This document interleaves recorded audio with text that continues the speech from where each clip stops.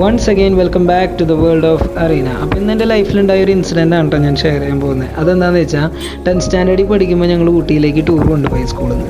അപ്പോൾ first day ഞങ്ങൾ സ്ഥലങ്ങളൊക്കെ കണ്ടു കഴിഞ്ഞ് ബസ്സിലേക്ക് തിരിച്ചു വന്നിട്ട് ഇരിക്കുമ്പോൾ ഞങ്ങളെ വിൻഡോ സീറ്റിൻ്റെ അപ്പുറത്തുനിന്ന് വയസ്സായൊരു സ്ത്രീ ഒന്നും കഴിച്ചിട്ടില്ല, എന്തെങ്കിലുമൊക്കെ കഴിക്കാൻ തരണം എന്നൊക്കെ പറഞ്ഞിട്ട് ഞങ്ങളോട് ഇങ്ങനെ ചോദിച്ചു.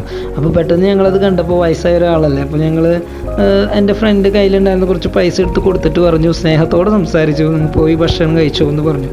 അത് പറഞ്ഞതോടുകൂടി അപ്പുറത്ത് നിന്ന് ആ സ്ത്രീ ഭയങ്കരമായിട്ട് ഇമോഷണലായി. കാരണം അത് പിന്നെ ഞങ്ങളോട് ഓരോ കാര്യങ്ങൾ പറയാൻ തുടങ്ങി. എൻ്റെ മക്കൾ എന്നെ ഇവിടെ ഉപേക്ഷിച്ചിട്ട് പോയതാണ്, എനിക്ക് ആരും നോക്കാനില്ല, ഭക്ഷണം പോലും കിട്ടുന്നില്ല, ഇങ്ങനെയൊക്കെ കുറേ കാര്യങ്ങൾ ഞങ്ങളോട് പറയാൻ തുടങ്ങി. കുറേ നാൾക്ക് ശേഷം അത് മനസ്സ് തുറന്ന് സംസാരിച്ചത് അപ്പോഴാണ് തോന്നുന്നുണ്ട് ഞങ്ങൾക്ക്.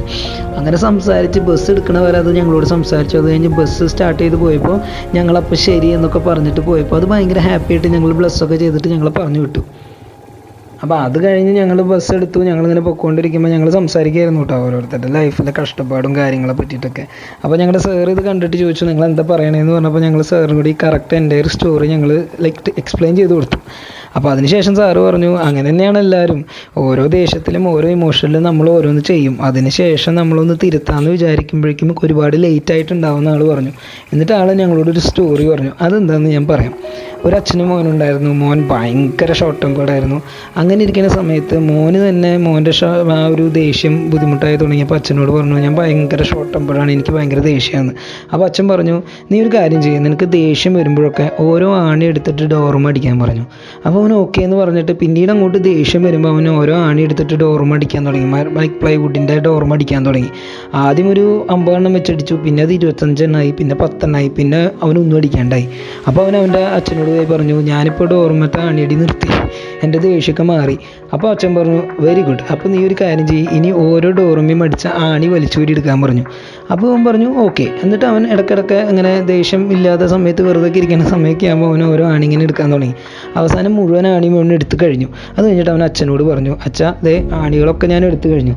അപ്പോൾ അവൻ അച്ഛൻ പറഞ്ഞു, നീ ദേഷ്യം വന്നപ്പോൾ അടിച്ചു കയറ്റിയ ആണി ഊരി കഴിഞ്ഞു, പക്ഷേ അപ്പോൾ അതുമൂലം ഉണ്ടായ ഡോറിൻ്റെ പാടുകൾ നീ ഒന്ന് നോക്കി വെക്കുമെന്ന് പറഞ്ഞു. അപ്പോൾ അവൻ ജസ്റ്റ് നോക്കി നോക്കിയപ്പോൾ ഡോറ് മുഴുവൻ ഈ ആണിയുടെ പാടുകളാണ്. അപ്പോൾ അച്ഛൻ പറഞ്ഞു, ഇത് തന്നെയാണ് മനുഷ്യൻ്റെ കാര്യം, ദേഷ്യം വരുമ്പോഴും ഇമോഷൻ വരുമ്പോഴും നമ്മൾ ഓരോന്ന് ചെയ്യും, ഓരോന്ന് പറയും, പക്ഷേ അത് നമ്മുടെ മാറിക്കഴിഞ്ഞ് നമ്മൾ നോർമലായി കഴിഞ്ഞാലും അതിലൂടെ ഉണ്ടാവുന്ന സ്കാർസ് അല്ലെങ്കിൽ അതിലൂടെ ഉണ്ടാവുന്ന മാർക്ക് അതെപ്പോഴും അവിടെ തന്നെ റിമെയിൻ ചെയ്യുന്നു. നിങ്ങൾക്ക് ചിലപ്പോൾ ഇതൊരു പുതിയ സ്റ്റോറി ആയിരിക്കില്ല, നിങ്ങൾ കേട്ടിട്ടുള്ളതായിരിക്കാം, പക്ഷെ ഞങ്ങൾ അന്ന് അത് കേട്ടപ്പോൾ ഫസ്റ്റ് ടൈം ആയിരുന്നു അത് കേട്ടപ്പോൾ തന്നെ സ്ട്രൈക്കായി, ഭയങ്കര മീനിങ് ഫുൾ ആണല്ലോ എന്ന്. അപ്പോൾ ഇന്ന് ഫസ്റ്റ് ടൈം കേൾക്കുന്ന ആരെങ്കിലും ഉണ്ടെന്നുണ്ടെങ്കിൽ നിങ്ങൾക്കും തോന്നുന്നുണ്ടായിരിക്കാം ചെറിയ മീനിങ് ഫുൾ ആണല്ലോ എന്നുള്ളതൊക്കെ. അപ്പോൾ ഇത് ജസ്റ്റ് ഒന്ന് ഷെയർ ചെയ്യണമെന്നുണ്ടായിരുന്നുള്ളൂ. അപ്പോൾ ഇനിയും നിങ്ങൾക്ക് ഇതുപോലെയുള്ള വീഡിയോസൊക്കെ എൻ്റെ ചാനലിൽ കൂടെ കാണണമെന്നുണ്ടെങ്കിൽ ലൈക്ക് ചെയ്യുക, ഷെയർ ചെയ്യുക, സബ്സ്ക്രൈബ് ചെയ്യുക. അപ്പോൾ people do support and subscribe.